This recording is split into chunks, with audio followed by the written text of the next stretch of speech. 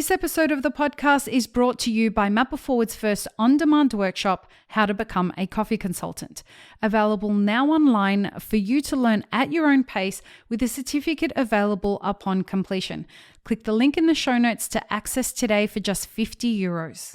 Welcome to the Daily Coffee Pro by Mapper Forward, friends. I'm your host, Lee Safar, and this is episode 5 of a 5-part series with Shivaun Bromley, who is a HR consultant and newly minted HR consultant into the hospitality industry. So right up front, folks, if you're looking for someone to help you set up a strategy for your workplace and how you can create a culture and workplace compliance, etc., get in contact. This is not a paid series or anything like that. I just am so excited that Shivaun is actually finally doing this because our industry is going to be better for having her in it. Now, I want to start this episode, which is an episode about communication strategies that foster positive relationships. When I started Elixir Specialty Coffee, I was experiencing a lot of challenging communication, encounters with people in the industry. And I remember one day I called up Shivaun and I said, I was very stressed and I was very nervous and I said to her, I need to have breakfast with you tomorrow. We need to have a conversation. I don't know if you remember this at all, but we went to breakfast and I sat there and I said to her, I don't understand why people are treating me this way in the industry. They're really like, it seems like everybody's scared of me. It seems like everybody's like, nobody will talk to me and people aren't being very nice to me. And I feel, and I started to cry and cry and cry and cry. And Shivaun's response was gold. She said, oh, shut the fuck up. Like, I thought I was going to get all this sympathy, and Shivaun just turned around and shut it down immediately. And she said, the reason people are treating you like that is because of the respect that you command. It's something that women have fought for forever. So get over yourself and just get on with it.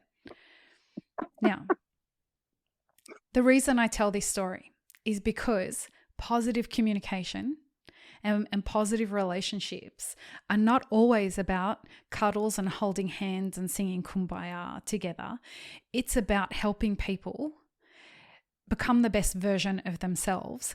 And that's not about being mean. It's not about, hard love and tough love and all that kind of stuff. Sometimes it's always about being appropriate in your communication. And in that moment, the most appropriate thing that Shivaun could do for me was to stop me wallowing in all of my emotion at a time when my business was taking off and I was doing really great, right?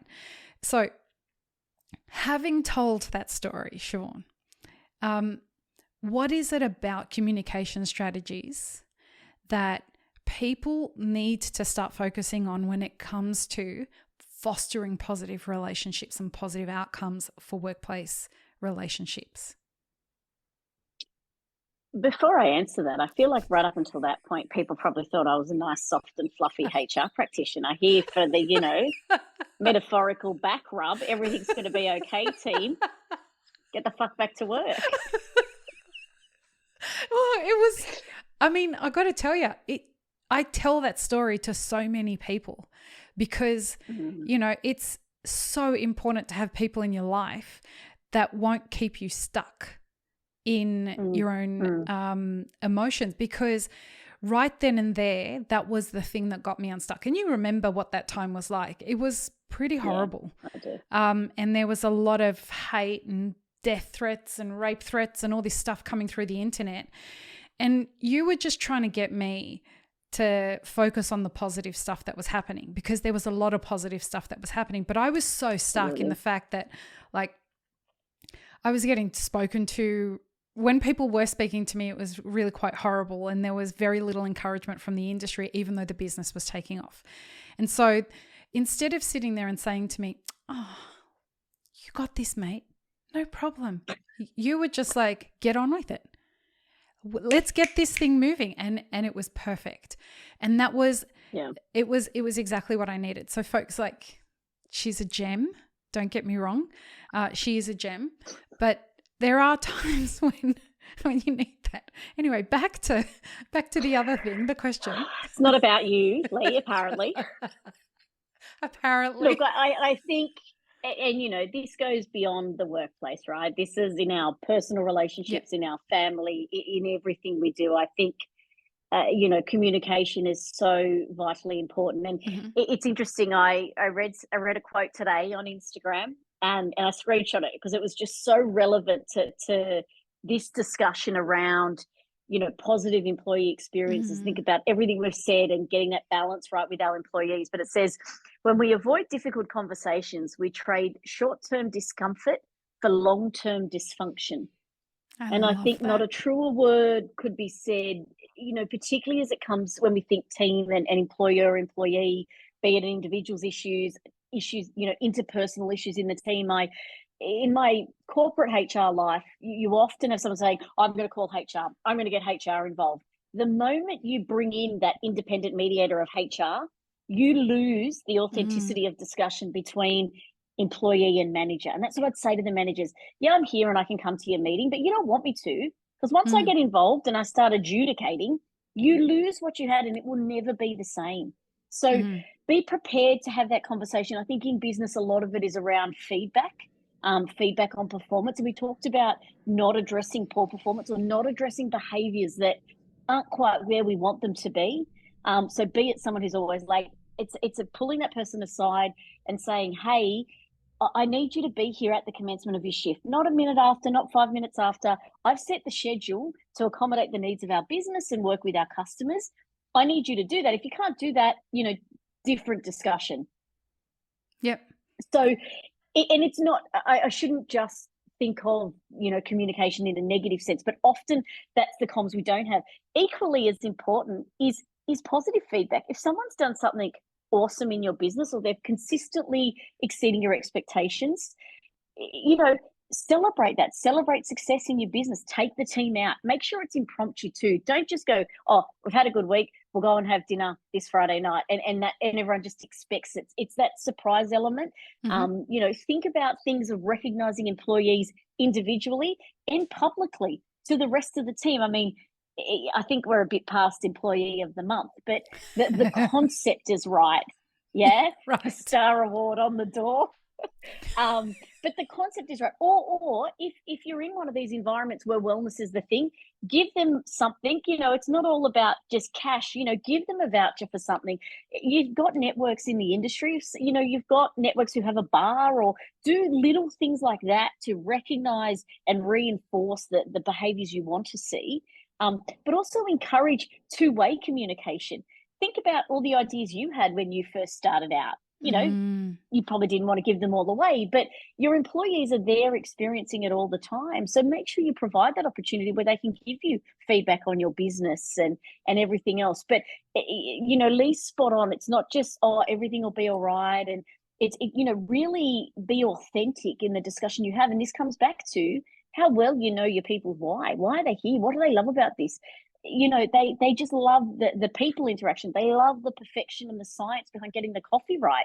Recognize those behaviors when they do it well, but equally address them when they don't. What do you say to people who, like, mentorship is a big thing for Gen Z that are coming up? They don't feel prepared for the workforce. And one of the things that we see again and again and again is when they apply for jobs, they say, am I going to get mentored here? And I often find that people they don't scrutinize who they're going to be mentored by enough. What are your thoughts on that element of communication? I think mentorship is the most valuable feedback for both parties, right? And I say that in the sense, and this is probably a bit with my corporate lens on, but I think it's relevant across the board because, you know, as a manager, they'll tell you what you've done well, what you haven't done. Have you met the expectations of the role? A mentor will tell you the truth, and they'll tell you there's not that same power dynamic and hierarchy and both ways, right? The mentee probably will say, well, this bit of my job is shit. You know, how can we change it so we're not doing the milk over here? Or, like, there'll be something that, and they might not ever be quite as honest in a formal hierarchical relationship. So having a mentorship arrangement is an absolute game changer, and I think just drives authenticity in discussion. But it's got to be the right person, and it's almost like picking your friends, because you've got to want to talk to that person, and you've got to want to interact and learn. And I think the best mentor relationships are two-way streets, where there's a reversal in the mentee teaching the mentor something. Yeah, I love that.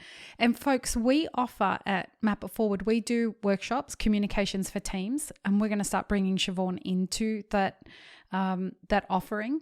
So if any of this, the communications training for teams is all about assertiveness training. And so it gives the team unified language about what passive behavior is and what aggressive behavior is and what passive aggressive behavior is, so that everyone knows how to identify those behaviors and how to treat each other with respect and know boundaries and what your rights are and all that kind of stuff. We offer that if that's something that you need for your team. And it has been an absolute game changer for everyone who's done the communications for teams training. So just go to our website, mapitforward.coffee/communications for teams, and you'll see it there.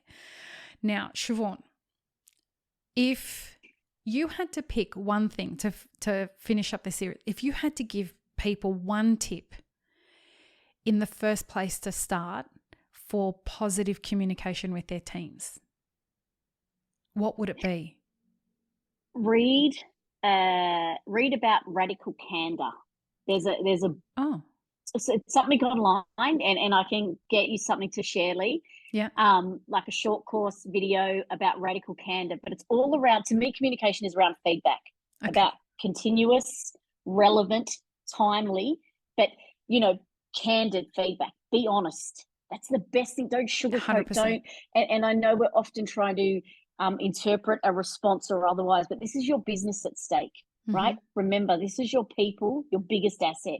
You've got to get this stuff right. And we're human. This is the stuff we do naturally. We are brilliant at it, but we overthink it and then go, oh, but what happens if? Yeah. So read about radical candor and put that in all your communications with your team. Check the description for show notes. No. Check the show notes for the link. Jesus. Like it's the 5th episode. Check the show notes for the link and links in how you can connect with Shivaun through LinkedIn and what's that thing? Instagram. You can always get in contact with us and we will connect you. Great advertisement. Lucky I'm not paying. But ask for a refund. Thank you so much, Shivaun. This has been like way overdue. And you're going to be coming back as a regular anyway. So I've said it publicly now, so you have to do it. So will you do us the honor of signing off for us? Look, it's not that bad. No, stop. Do it again. Do it again. Peace, love, and peanut butter. Yeah. Bye, folks.